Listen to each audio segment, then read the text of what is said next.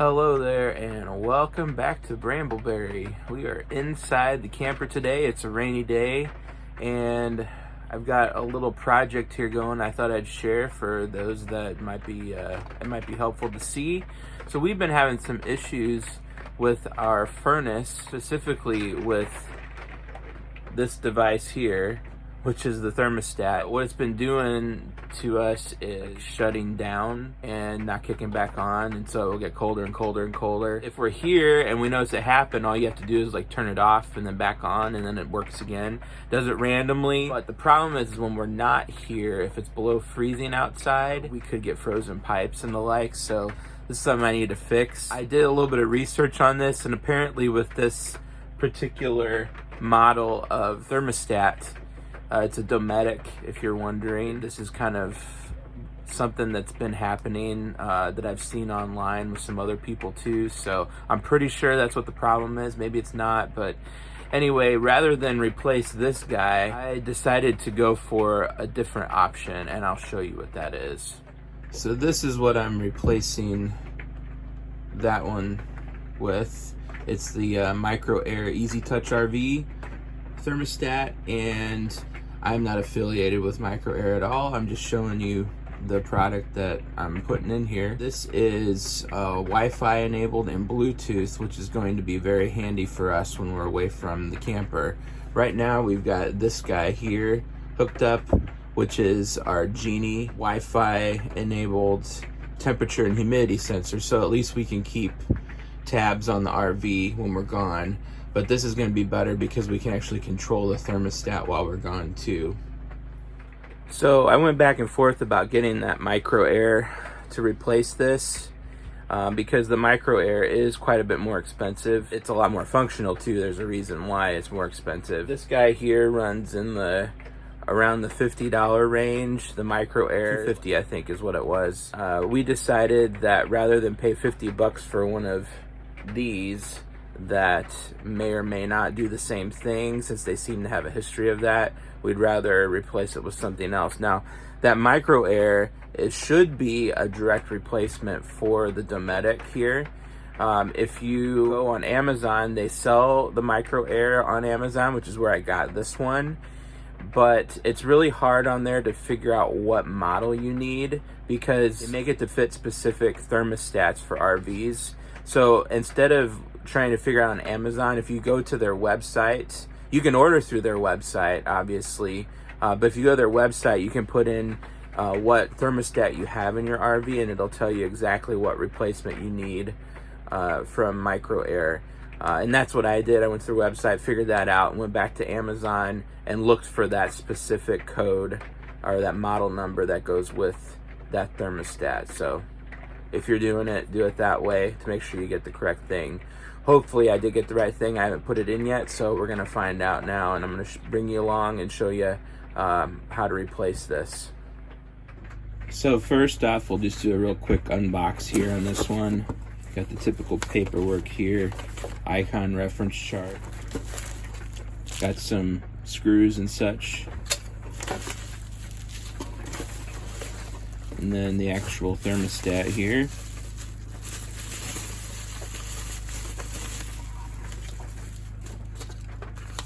Looks like it's got everything you need. Some instructions. That's just a piece of paper. And there's the thermostat there. And then we've got the typical, well, I don't know if it's typical. I guess that's the company I ordered this from. Hutch Mountain on Amazon. Kind of nice. Thank you to me. So there it is. Now let's see if we can get this up on the wall.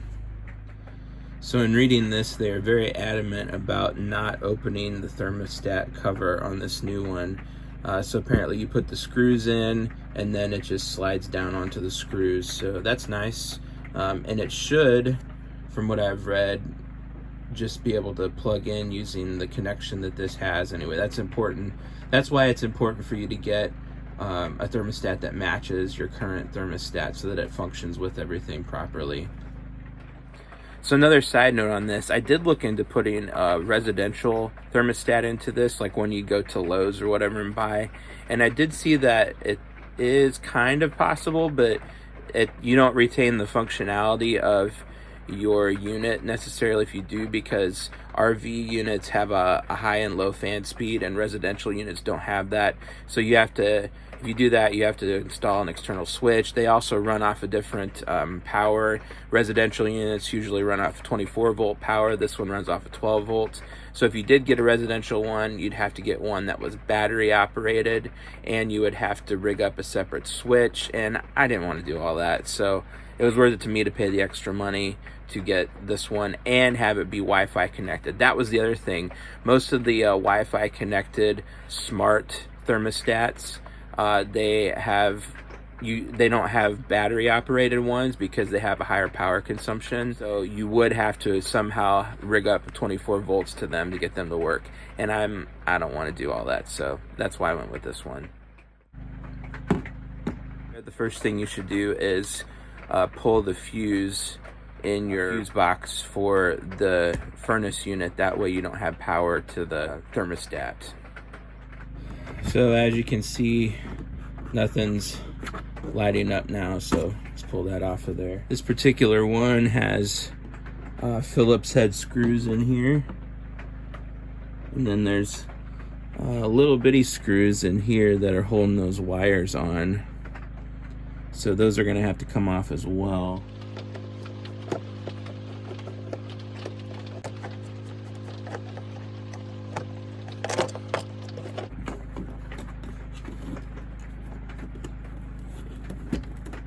And be real careful here, because if you drop this down in there, you're gonna have a hard time fishing it back out. So it also might be helpful to take a picture of your wires here. This thermostat only has 3 wires, so it's pretty self-explanatory, but it says on there what they are. This red one is 12 volt, and then the green one, you can't really tell. It says GND, that's the ground. And then this other one is going to be the command wire. And then if you look on the new one here, that's what it's got, 12 volt ground and command. So this 12 volt here is going to be where my red wire goes. The ground is going to be the green one. And the command wire is going to be the yellow one. And that's going to vary depending on your thermostat. If you have this one, then it should be exactly the same. So to get these out, I've just got a little precision screwdriver here.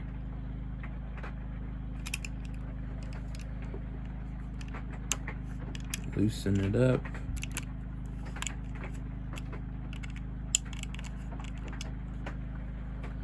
And it should pull out. Yep.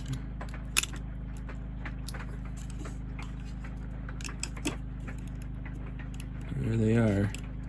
Red was 12 volt, green was ground, orange was command.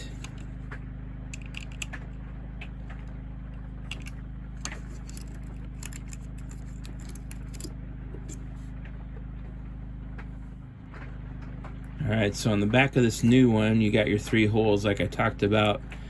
These here are like release buttons, so you probably can't see, but down in there there's a piece of like metal things that clamps down on the wire. So when you push it in, you open that pushes it open. When you release it, then it grips onto the wire. So I'm just gonna put all those in. So we've got our command here. Push that in, stick that in there, let go. Now it's not pulling out. And then we've got our ground, which is our green wire. Same thing. Now that's in. And then our 12 volt, which is our red wire. So that's in, those are all in there. Next thing is to mount. So to mount it came with this handy little dude. So this spaces the screws apart. They've got anchors if you need to use those.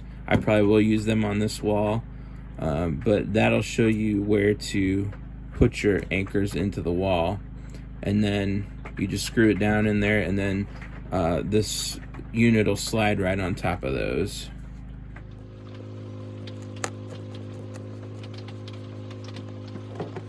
And I'm just gonna eyeball that to get it more or less level. I guess I'm not gonna use the anchors. It seems like it's holding in there pretty good. And it says to break this piece off after you've got that in, so I'm just gonna snip it with this.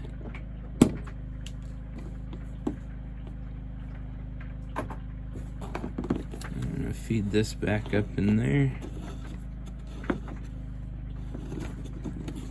It's out of the way.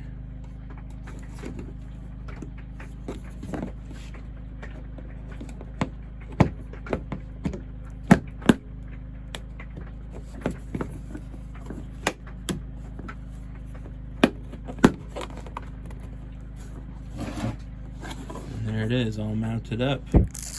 Pull that off. And we'll put our fuse back in down there at the breaker panel and see how this thing works. Alright, it looks like it's got power there. So if we go to furnace, then we can set our temperature. See if we get to kick on here.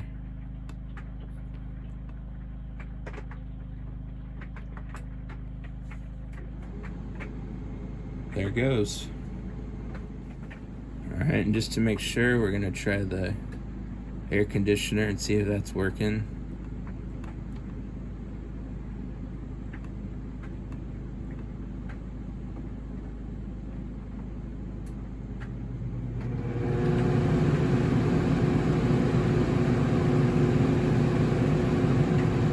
Kick the fan on. So we should be good. And there's the compressor. All right, here's a quick run through of everything you're seeing on here. It's got the outdoor weather and temperature that's pulled from the web.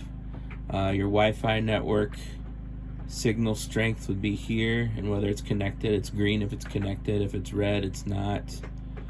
I think it turns blue or something if it's in the process of it.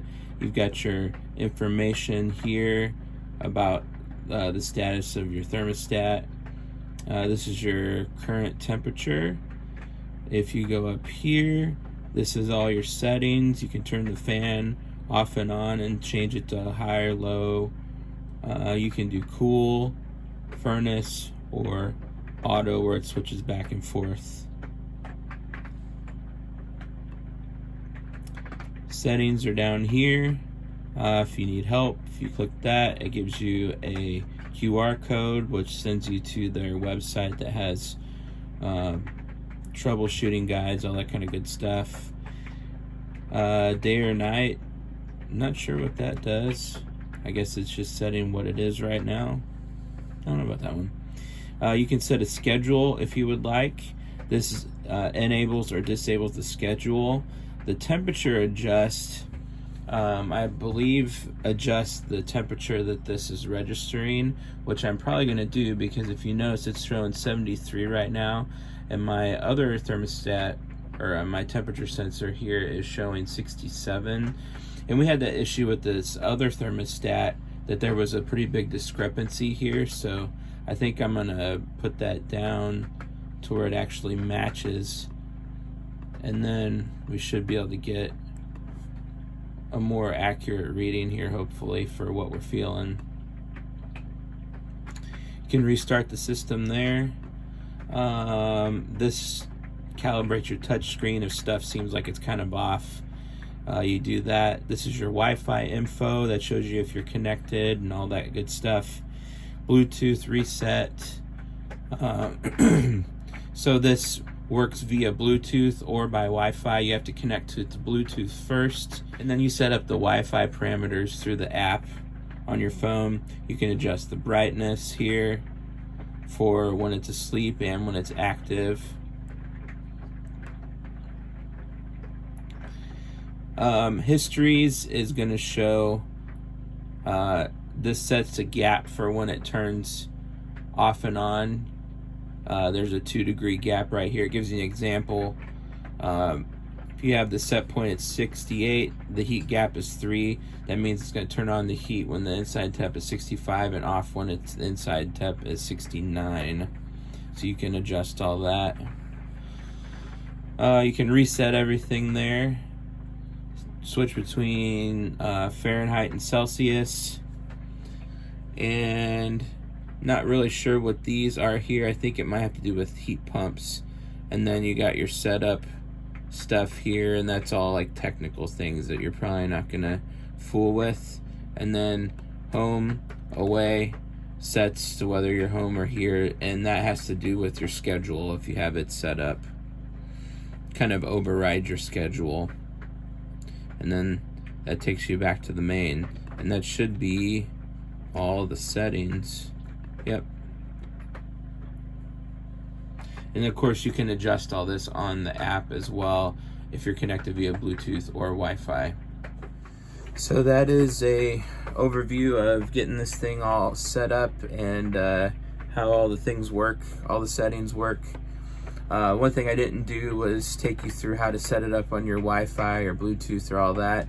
Most of that was pretty self-explanatory. I will say though, I did have a little bit of issues getting the Wi-Fi to work, and what ended up helping me with that is I just reset my router, and then it ended up recognizing and communicating with this, but before that it wouldn't, probably because I have a lot of Wi-Fi devices connected, so you might have to do that. There is a troubleshooting guide on their website for dealing with Wi-Fi issues if you should have those. But anyway, that's the setup for this thing. Hope it's helpful to someone. Have a great day. Thanks for watching.